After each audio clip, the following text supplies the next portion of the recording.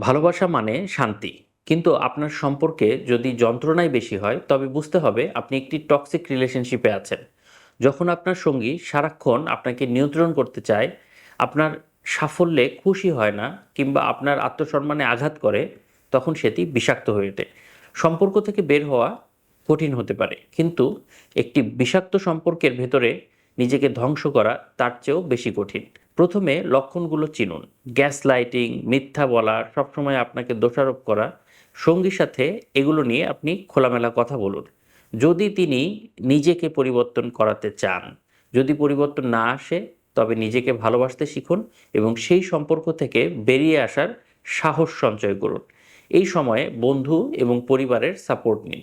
গবেষণায় দেখা গেছে, যারা দীর্ঘ সময় বিষাক্ত সম্পর্কের মধ্যে থাকেন, তাদের হার্টের সমস্যা এবং উচ্চ রক্তচাপ হওয়ার ঝুঁকি অনেক বেশি থাকে।